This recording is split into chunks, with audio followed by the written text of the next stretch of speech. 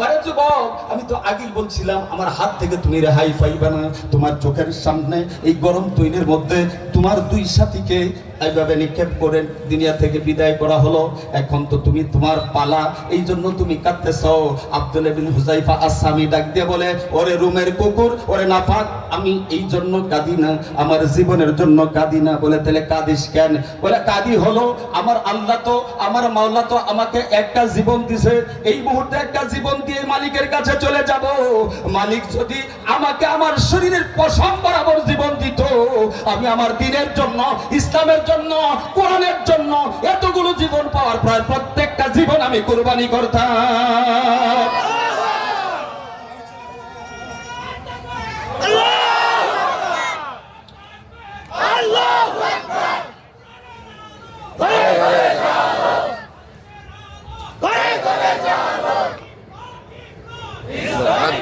আলহামদুলিল্লাহ বলেন, আলহামদুলিল্লাহ।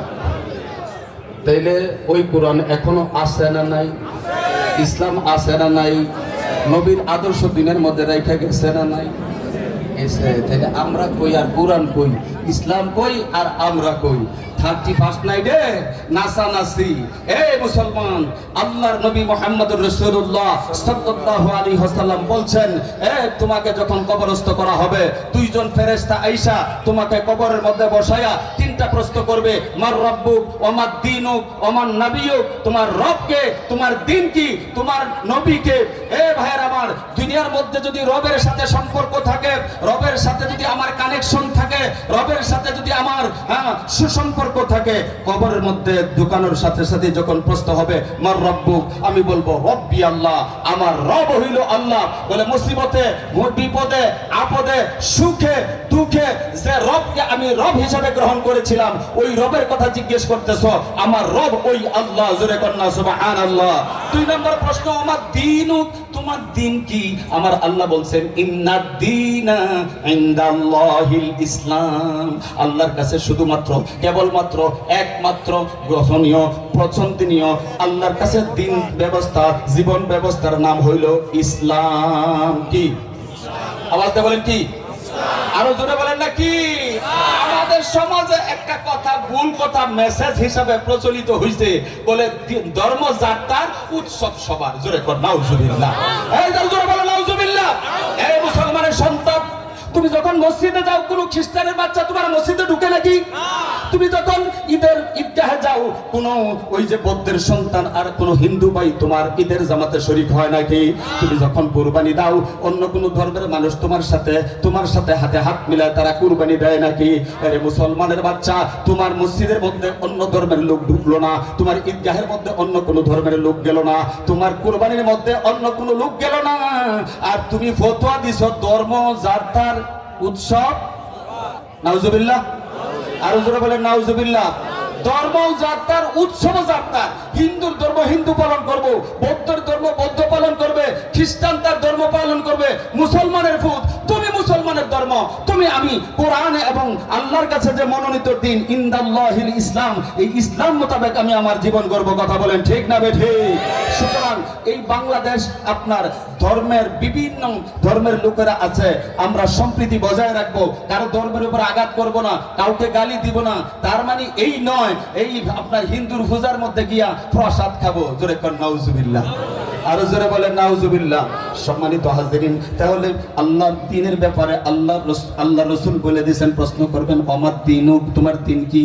আমি বলবো দ্বীনি আল ইসলাম, ইসলাম মোতাবেক আমি আমার জীবন গড়ছিলাম, এই ধর্মের নাম ইসলাম।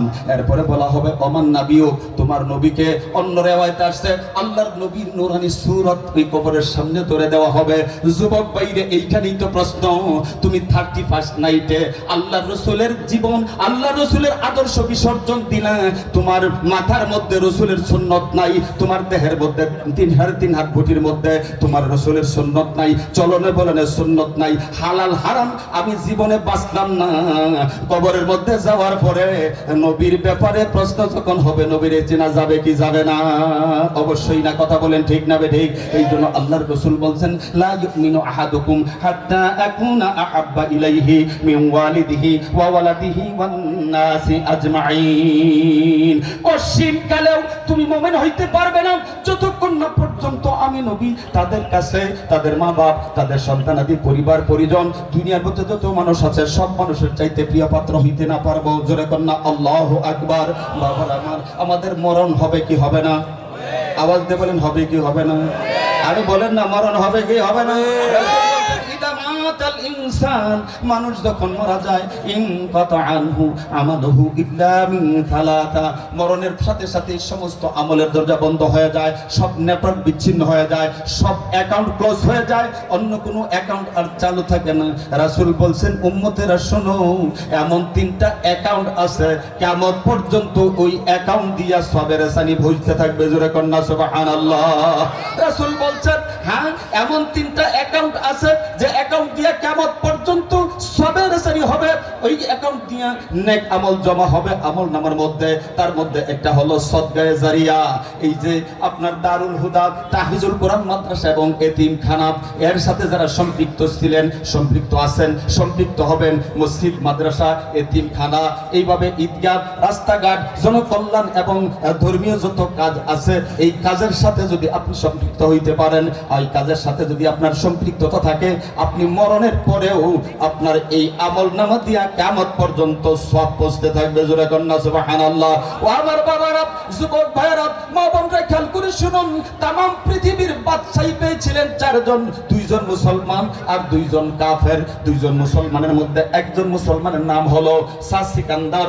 ওই যে শাহ সিকান্দার 1600 বছর হায়াত পাওয়ার পরে